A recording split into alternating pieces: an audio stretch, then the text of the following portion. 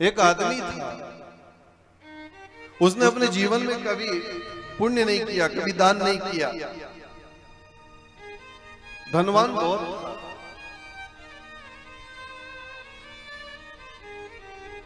कभी उसने दान नहीं करा। बेचारे लड़के रोज कहते कि पिताजी कुछ ना कुछ आपके हाथ से दान कर दो, आपका पूरा जीवन निकल गया है, पर कभी दान नहीं किया, कभी भी दान नहीं किया। अब देखो अंत समय तो आता है भैया, आखिरी समय आ गया। शास्त्र और संत कहते हैं कि जब तक कारोबार अपने हाथ में है तब तक ही दान कर लो। लड़कों का कोई भरोसा नहीं है कि आपको दान करने देंगे, बहुओं का कोई भरोसा नहीं है कि आपको दान करने देंगे, कि आपको तीर्थ यात्रा कराएंगे कि नहीं कराएंगे। जब तक अपने हाथ में मामला है तब तक ही भजन करो, तब तक ही दान करो, तब तक ही पुण्य कर लो और तब तक ही तीर्थाटन कर लो, बाद का कोई भरोसा नहीं। और यदि बेटे चाहें और ये पैर ना चाहे तो बोलो, बेटे चाहे कि माता पिता जाए बद्रिकाश्रम, बहुए तो चाहे कि ये चली जाए गंगा जी,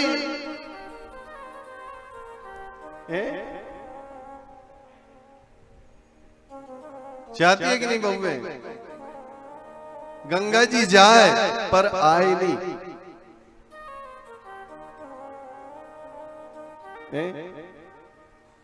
तो बेटे चाहते हैं या न चाहे पता नहीं, लेकिन अपने जीते जी भजन कर लो, सुमरन कर लो।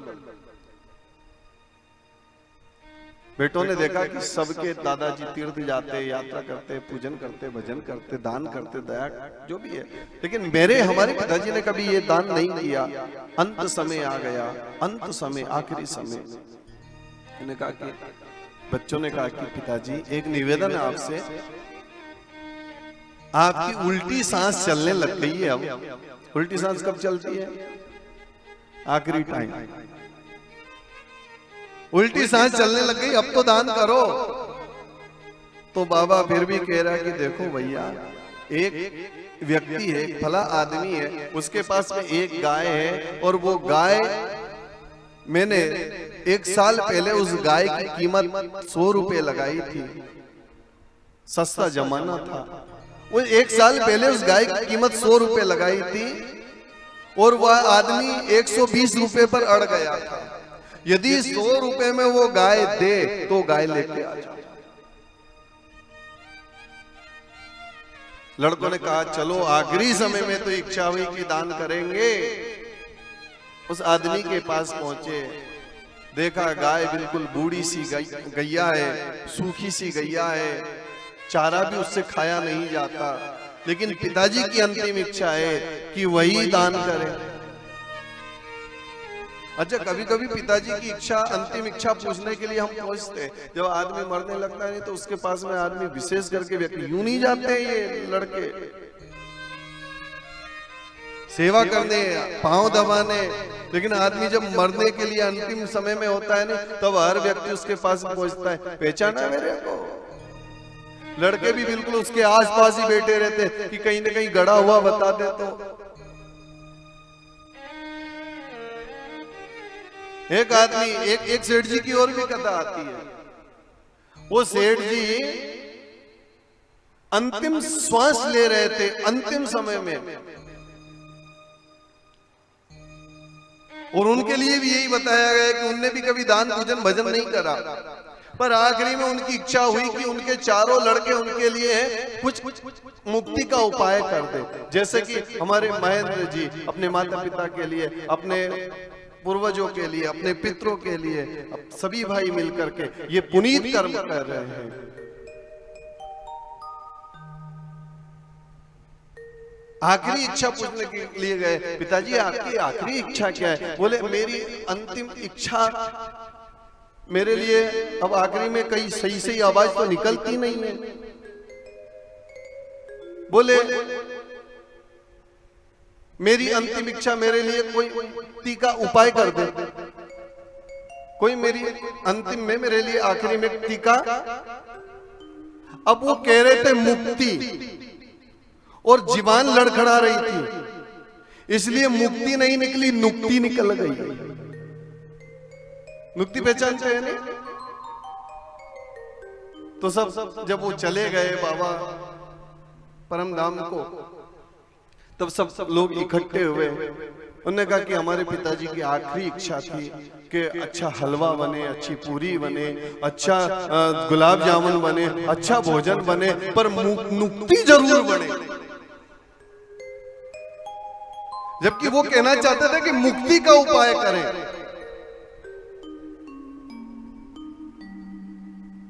लेकिन इसलिए ये जिह्वा का भी कोई भरोसा नहीं कि आखिरी समय में भगवान का नाम निकले कि नहीं निकले, मुक्ति की जगह या नुक्ति निकल गया। ऐसा ही ये महात्मा जी, ये महाराज, ये सेठ जी मर रहे थे, तो वो गाय लेकर के लड़के आ गए, अच्छे लड़के थे। उन्होंने कहा दादाजी ये गाय दान करो। अब एक पंडित जी को बुलाया और गाय का दान कर दिया। गौ माता दान हो गई, और दान करने के 1 घंटे बाद सेठ जी चल बसे। सेठ जी भी गए और 1 घंटे बाद गाय भी गई। अब सेठ जी पहुंचे वहां नरक में। चित्रगुप्त को यमराज जी ने बुलाया कि महाराज, यमराज जी बताइए इनने क्या अच्छा कर्म किया और क्या बुरा काम किया। चित्रगुप्त जी ने पूरा लेखा जोखा देखा, और लेखा जोखा देख करके चित्रगुप्त जी ने कहा, बोले महाराज जी एक भी पुण्य इसका नहीं है। यमराज जी ने कहा एक बार और देखो। दूसरी बार देखा तो आखिरी में एक लाइन लिखी हुई है कि इस आदमी ने मरते समय एक गाय का दान किया, और वह गाय भी 1 घंटा जी और वो भी मर गई। बोले 1 घंटा? बोले हाँ। सेठ जी से कहा, बोले पहले पुण्य भोगना चाहते हो कि पाप भोगना चाहते हो? इतने में गाय भी पास में आ गई। अब वहां वो गाय तो बिल्कुल जैसे युवान अवस्था होती है गौ माता की, ऐसी अवस्था में बड़े बड़े सींग उसके, बड़ी प्यारी गाय सामने खड़ी हो गई। यमराज जी ने कहा महाराज पहले पुण्य भोगना चाहते हो कि पाप भोगना चाहते हो? सेठ जी मन में विचार करने लगे, और उन्होंने विचार किया कि जीवन भर पाप ही पाप किया, पुण्य तो किया नहीं, और 1 घंटे का ये एकमात्र पुण्य मेरा है, और वो पुण्य ये है कि गौ माता। बोले महाराज मैं आपसे एक निवेदन करना चाहता हूं कि मैं जो पुण्य भोगना चाहूं तो उसमें मुझे क्या मिलेगा? यमराज जी ने कहा कि ये गाय तुम्हारे सामने खड़ी है, इस गाय से 1 घंटा तुम जो कराना चाहो वो ये गाय करेगी। और पाप में, बोले पाप में तुम्हारे 84 लाख नरक है, ये सब नरक भोगने पड़ेंगे। अच्छा तो नरक तो मुझे भोगना ही भोगना है, क्यों ना जो पुण्य है वो पहले भोग लूं। मन में विचार आया, और सेठ जी गए गाय माता के पीछे, और गाय माता की पूंछ पकड़ के कहने लगे, हे गाय माता 1 घंटे के लिए तू मेरी आज्ञा मानने के लिए यमराज ने कहा है, तू मेरी आज्ञा मान, और जो सामने यमराज खड़ा है इसका पेट अपने सींगों से फोड़ दे।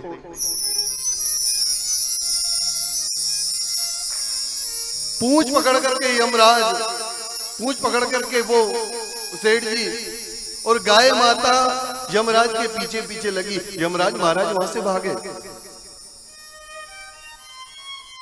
गए ब्रह्मा जी के पास, बचाओ बचाओ। ब्रह्मा जी ने कहा यहां जगह नहीं, आगे जाओ आगे जाओ।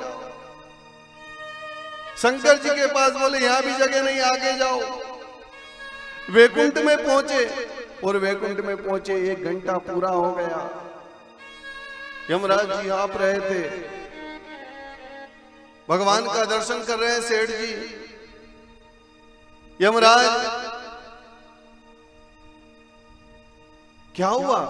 बोले महाराज 1 घंटा का इसका पुण्य था, ये गाय को लेकर के, और मेरे पीछे ही इसने गाय को लगा दिया, ऐसा ये आदमी। बोले तुम्हारा पुण्य खत्म हो गया? अब तुम नरक चलो।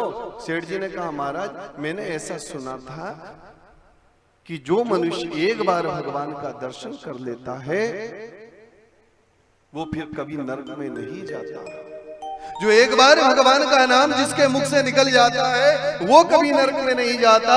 तो फिर मैंने तो साक्षात ब्रह्मा विष्णु और भगवान महेश शिव का दर्शन कर लिया है, बताओ मेरे को नरक में ले जाना